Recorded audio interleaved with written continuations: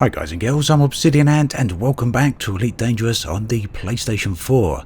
Now when we last left off, I was heading out towards some combat zones or some combat areas so that I can participate in some combat and earn myself some credits. Now one of the places to go, one of the places I suggested, is a Nav Beacon. Nav Beacons are quite good for combat because, well, NPCs drop in here.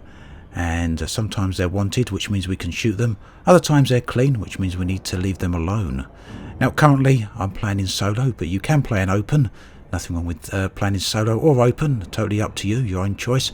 And of course, as I said yesterday, you can also play in private groups. Now the reason I mention this is that when you jump into any area like a Nav Beacon or a resource extraction site, resource extraction sites are found around planets with rings, you can get attacked by NPCs if you're carrying cargo, or you can also get attacked by other players. Now any player can attack you. If you're not wanted, then they will become wanted themselves, but if you are wanted, then they can attack you with free rein. And also beware if you're in an anarchy system, because there's no holds barred. So we're just approaching the Nav Beacon here. Keep in mind you've got to pay attention to your speed, your velocity there. The little blue bar on the speed indicator, just keep it on the lower end there, and you shouldn't overshoot your target. Nav beacons are quite close to stars. These are the areas that NPCs drop into when they first arrive into any new system. Not all systems have a nav beacon, but the majority that have stations or anything with civilization would indeed have a nav beacon. As always, we can drop in once we reach the 1 mm distance. That's 1 megameter, or 1,000 kilometers. We also picked up a mission yesterday, which I didn't actually do because it was too far for me to go. The whole reason for coming out to combat is to upgrade my jump drive. Now unfortunately, because I didn't do this, it means it's failed, and you can see that's there. And that will mean I lose reputation with the mission giver. And I'm going to confirm that I'm going to discard that. And we've probably got their cargo in the inventory. No, I haven't. Not quite sure why that is. Normally that would be there, and you would then need to discard it. So we're going to drop in here to the Nav Beacon. And let's see who's here. Now we've got quite a few contacts on the radar there. When they flicker between being square and triangles, it means the navigation or the radar itself can't quite resolve the type of target you've got. As I said yesterday, solid targets are NPCs, hollow targets are players. If they're square, it means their weapons are retracted. If they're triangle, it means their weapons are deployed. So we can hold down X here, and we can cycle to targets by using left on the D-pad. Now don't start shooting on someone straight away, because that's a surefire way to get yourself into trouble. If you look down on the left hand corner of the HUD, this was scanning and it's now telling me this is Death Deal, is a novice, and he's clean. His status there, clean status, that's the bit we need to pay attention to. If he's clean, we don't want to attack him. So we need to look for another target. So hold down X, press left on the D-pad, and it will select the next nearest target. Again, he's clean. This one also, let's select him again. You can select by using X. That would also select the target in front of you. So you can see Jay Winters, mostly harmless, clean. The Erenin Expeditionary Institute is the faction that he belongs to. And it says that he's in a wing, 3 of 3. So it means he's in a group, effectively, with 2 other ships. So there's 3 of them, and if we attack any one of them, then they will all turn their guns on us. That's not something we want whilst we're in our first ship. And there you can see the hauler. Here's the other guy in the wing. And this one here is a Sidewinder. Sphere, however you pronounce that, is also in the wing. So none of these are targets we can attack. But fortunately there's loads of other contacts on the HUD. Now sometimes it does take quite a while to find some contacts to attack. But once it does start, it normally finds you can get on a roll and just keep going. Now even though there's some targets in front of me there, I can't select them because they're way out of range of my scanner. So we just have to fly towards them. We can boost a bit, tapping on the circle. That will get us there. As you can see on the bottom right hand corner of my screen, there's some energy bars. SYS, that's systems, Eng for engines, and WEP for weapons. Using the D-pad, I can move energy between these. So I could put full pips into systems, which would power my weapons, full pips into engines, which will make me more manoeuvrable and give me a better higher speed, as well as recharge my boost at a faster pace. Or SIS rather is shields, not weapons, and WEP of course is weapons. So just up ahead here is another target. This is a Type 6 transporter. Transporters are usually quite easy targets, but they're rarely actually wanted. Let's try the Sidewinder. Careful not to crash into them, because you will do yourself some damage. So at the moment, no targets to attack. So the idea is then just to wait around patiently until there are some targets. The alternative, of course, is to head on to another system or another area and look for some targets there. Now, whilst we're here, I'll tell you about the navigation beacon. If you jump in here and scan the navigation beacon, what it will do for you is reveal all the planets and stations in a particular system.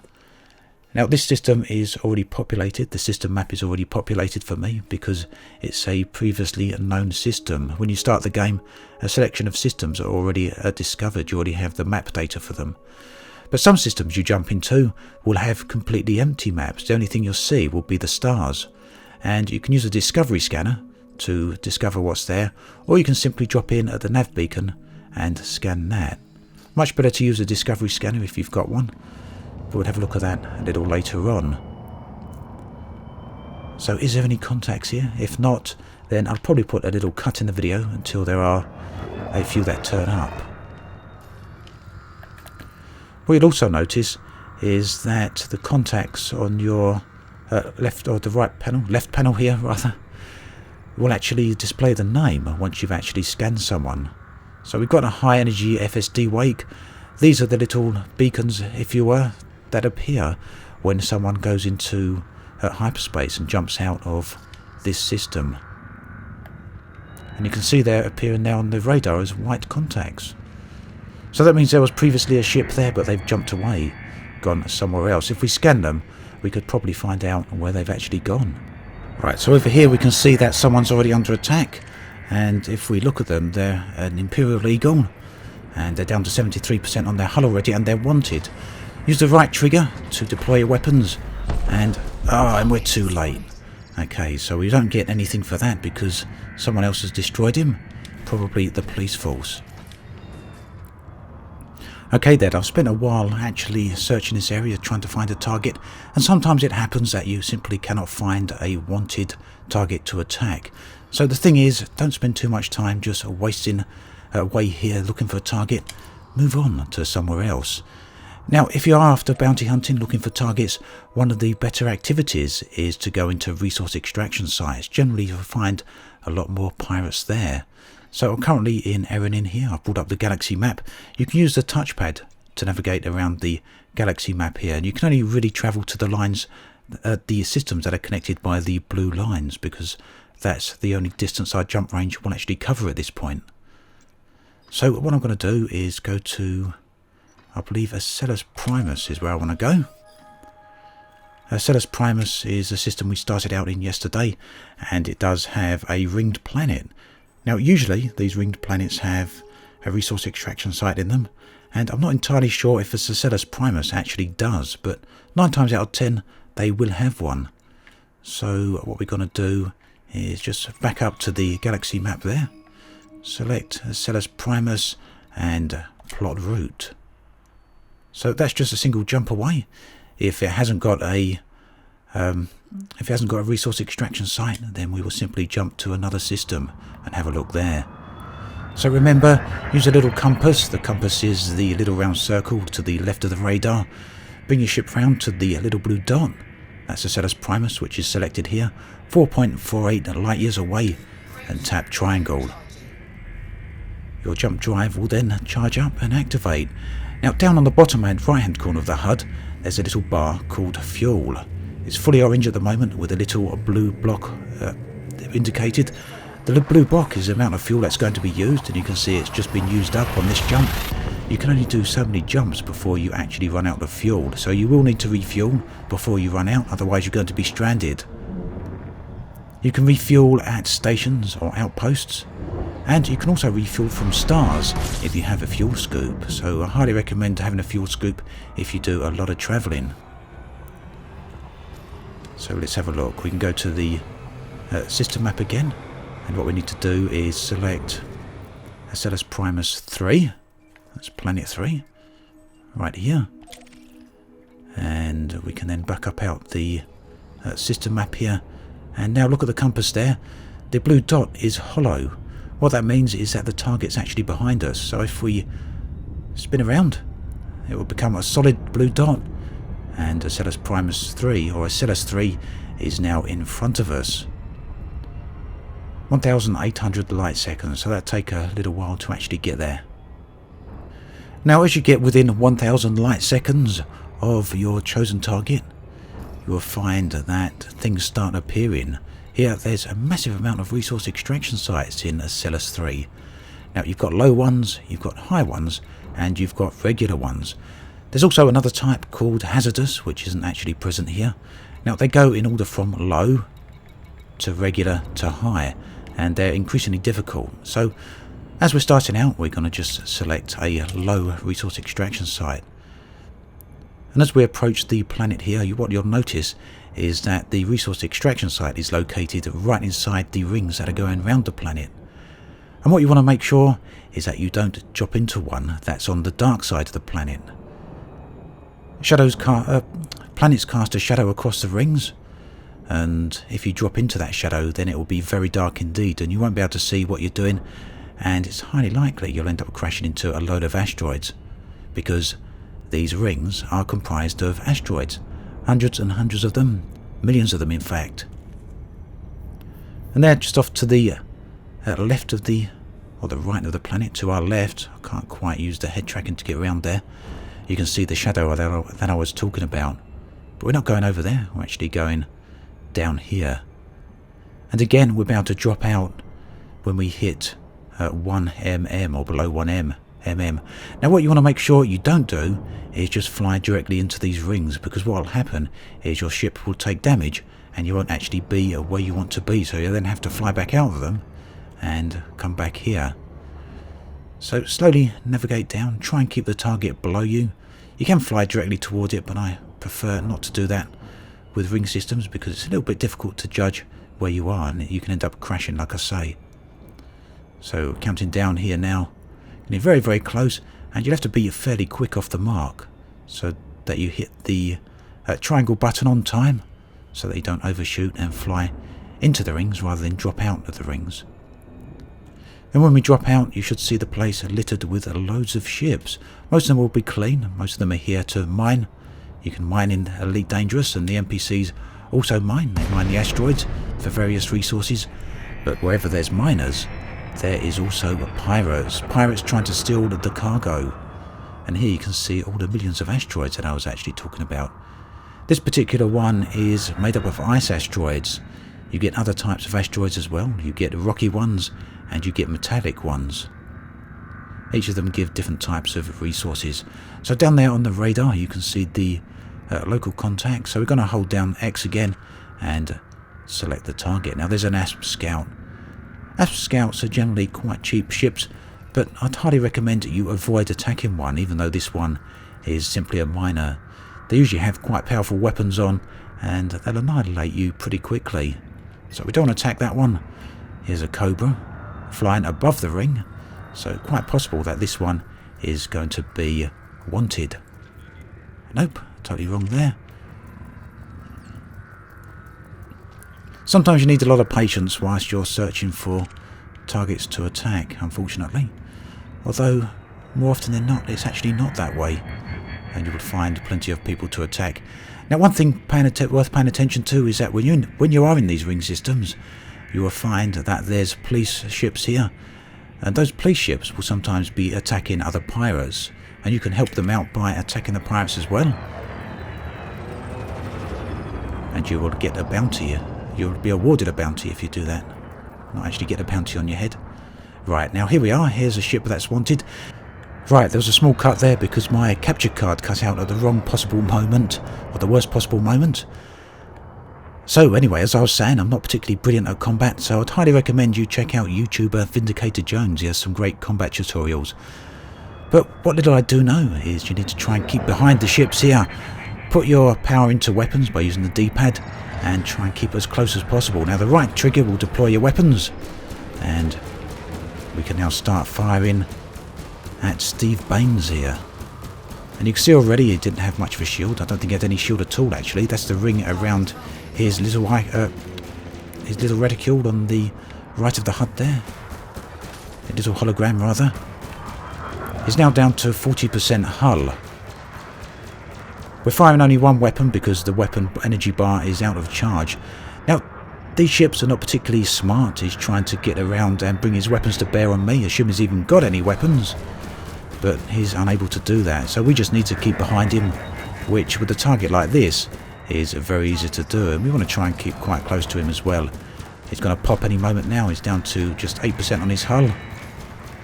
4%, and he will go, and we will then get a bounty awarded to us. And there we go, we've just earned 10,000 credits.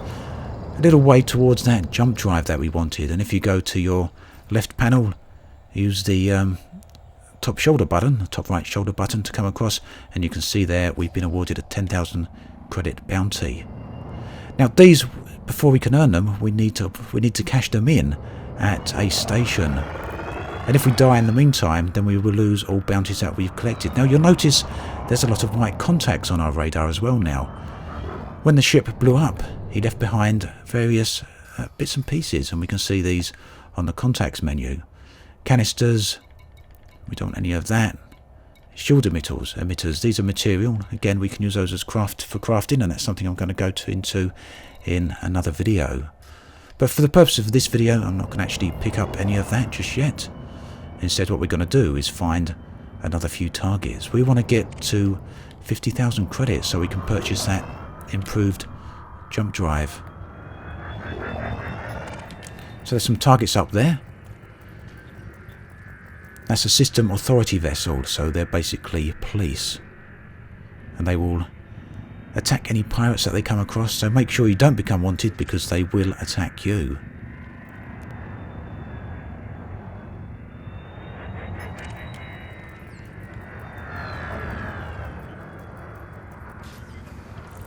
So there's an eagle, probably a little bit more of a challenging target.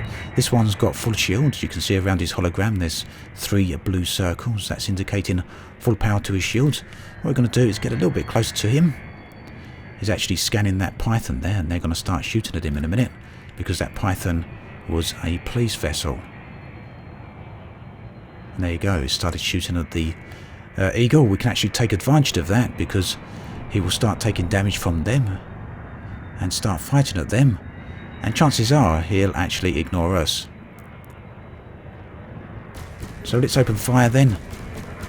You can see his shields are stripping away fairly quickly, but they will recharge. All the time we're not shooting at them, they can recharge, or they will recharge even if we are shooting at them, if they're strong enough, but in this case they're not that strong.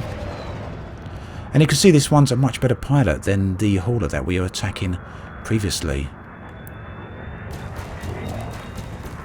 Keep in mind we're in a very slow ship, and as we upgrade our thrusters we'll be able to manoeuvre much faster than what we currently are.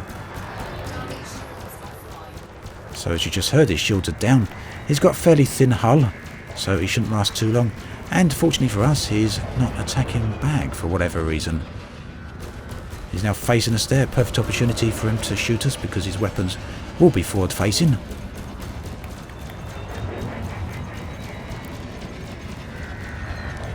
And again, pay attention to the rank of these ships, as well as, of course, the asteroids around you. You don't want to crash into them. I've done that more than once.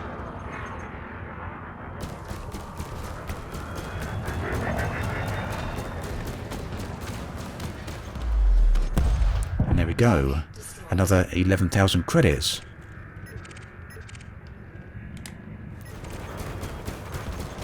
So I've attacked a few more targets here. We've probably nearly got enough credits.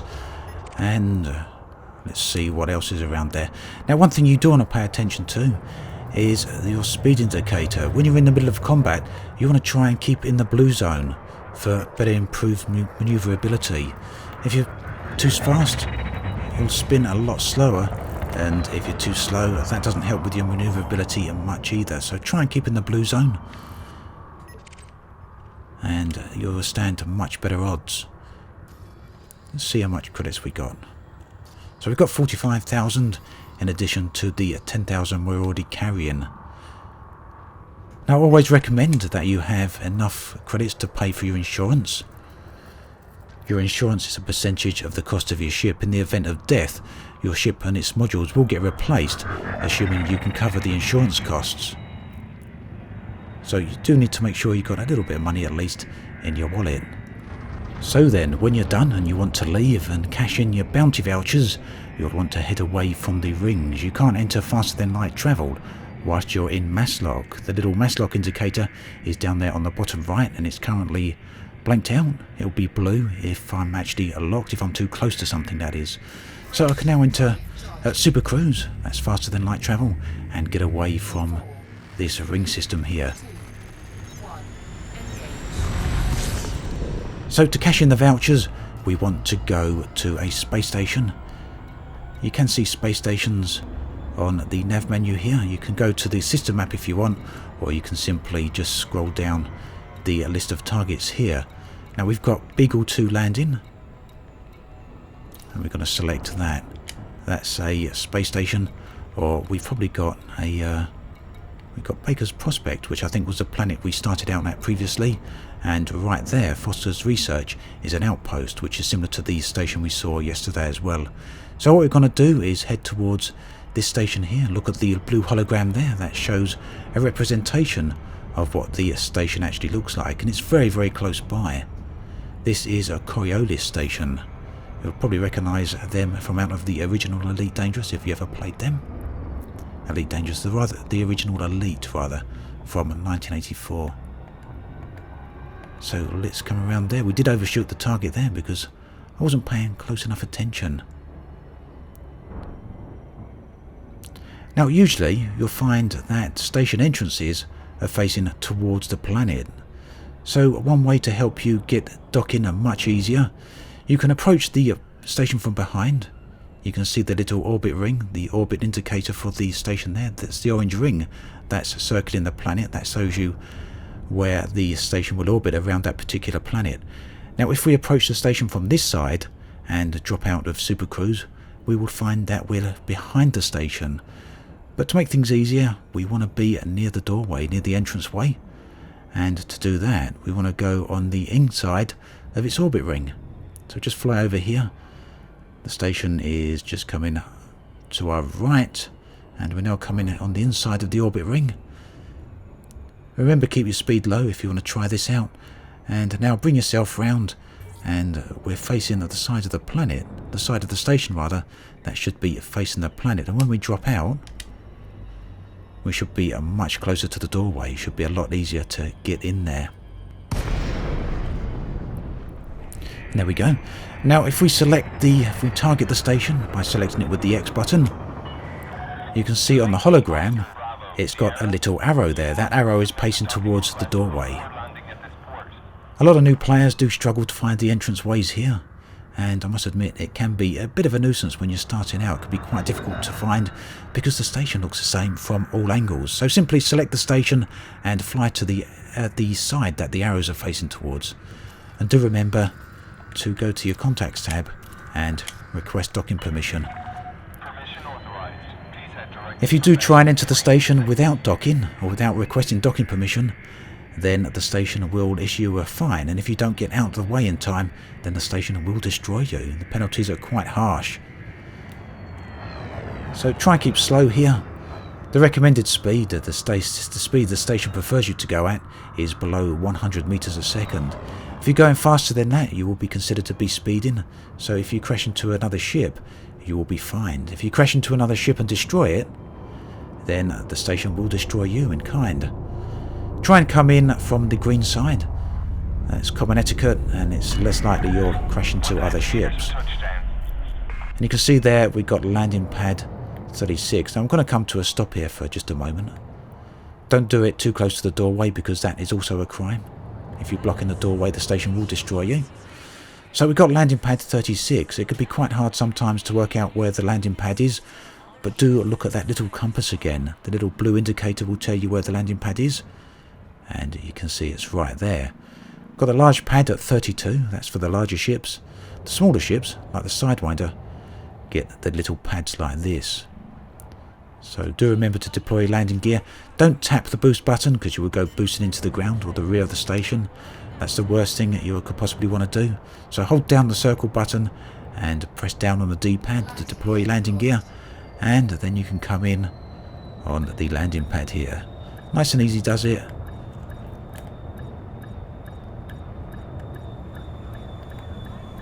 And we are down. Or not, as the case may be. Now what's going wrong here? Why am I dodging all over the place? Well, the thing is, if you come down too fast or you come down at an angle, your ship will bounce. Your ship will bounce. And the way to avoid that is to try and keep your ship level with the docking pad indicator, the docking platform indicator. You get plenty of time to land, so there's no hurry. And you can set up the controls for alternative flight. If you go into the control menu, actually I'll quickly show you that now. If we go into options, we go into controls. If it brings it up, what you'll find is that on flight rotation, and I can't remember what it was by default, I've set the yaw axis to the R stick. The yaw is rotation.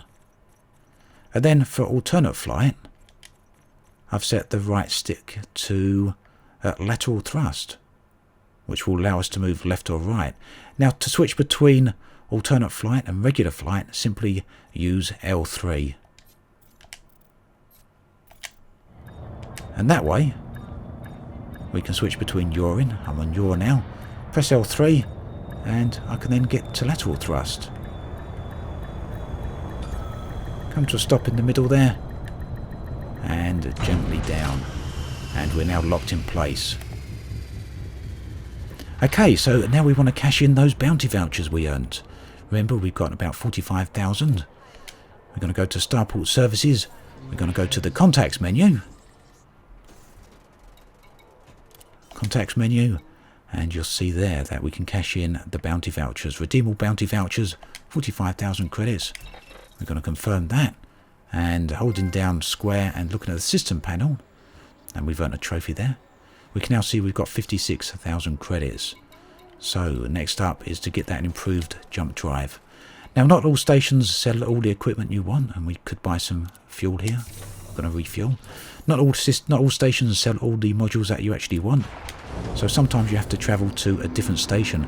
But this is a high-tech station, so hopefully it will have a good range of modules. If it hasn't got the one we want, we will know where to buy it, because we was at Azerbaijan Orbital yesterday, and that did have the module that we did want. However, sometimes modules do sell out, so we could head there and find that it hasn't got what we want, because it's now gone. So the jump drive is the module I highly recommend that you upgrade first. That's in core internal, and there it is. We've got a 2E frameshift drive, and we want a 2B or C if we can afford it.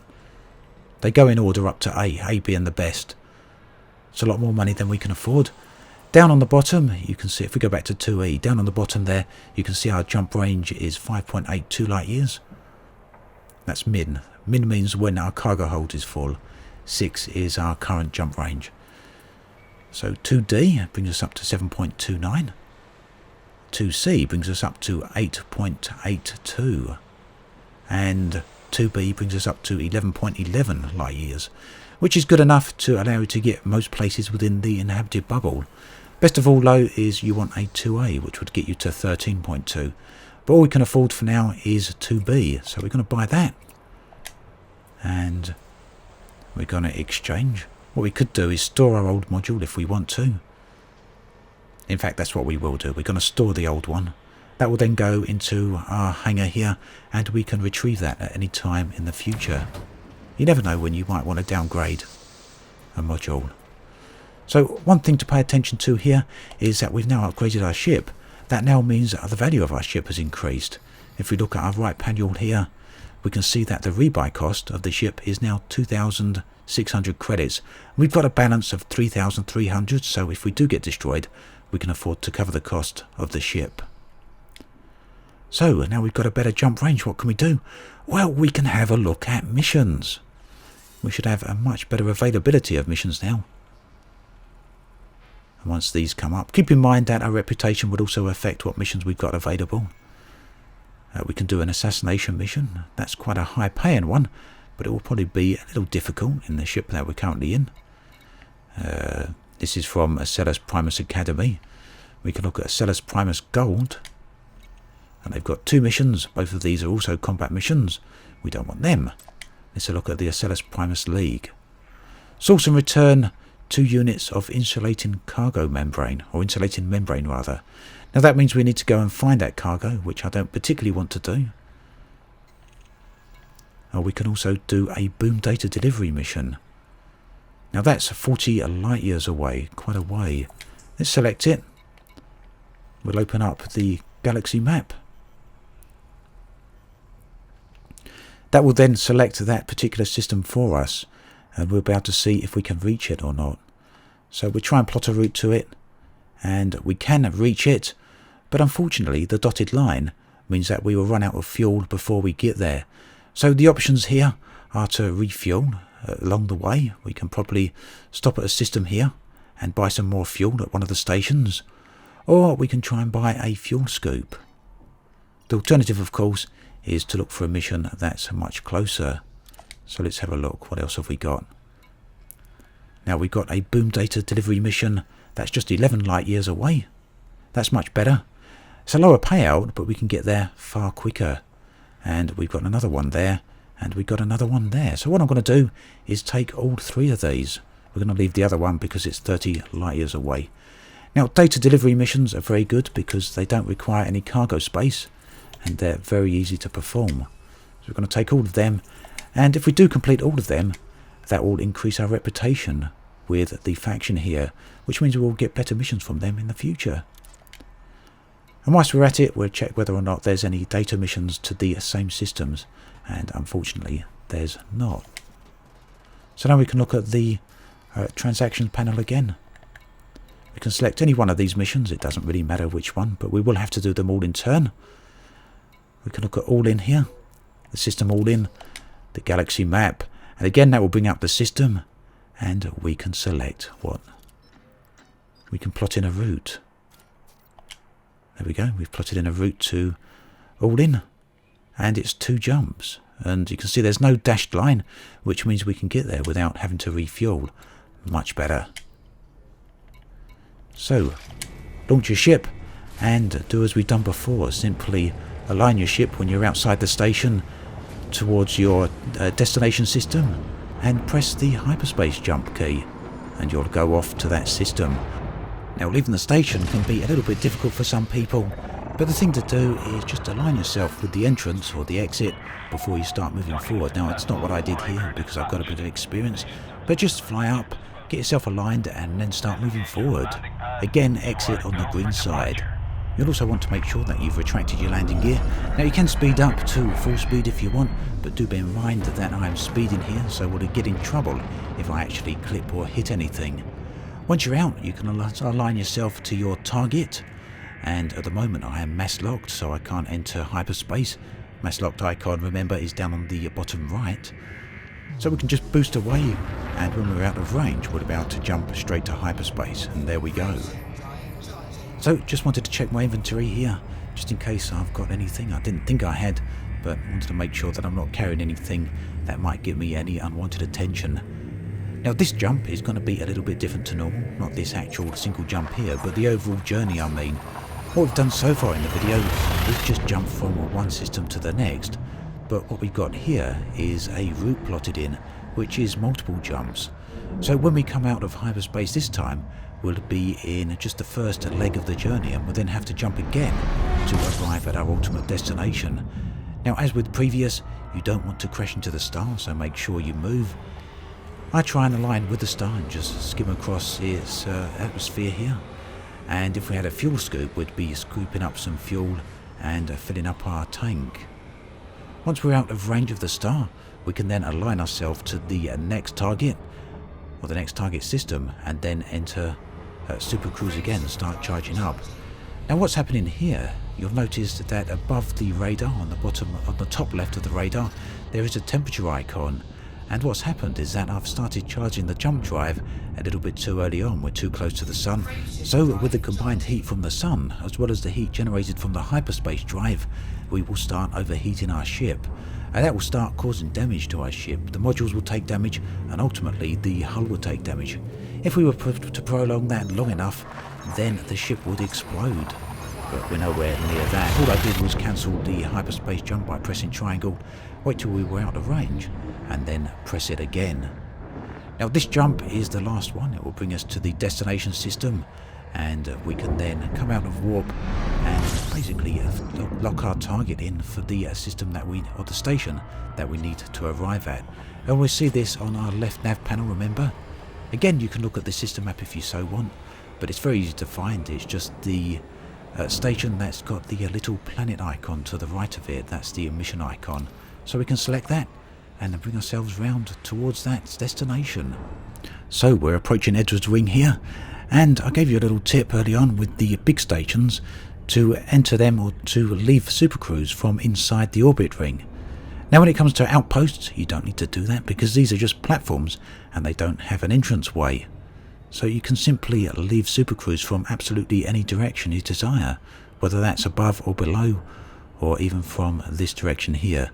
So any moment now, we're going to be able to drop out, and then we should be able to get landing permission there and hand in our mission.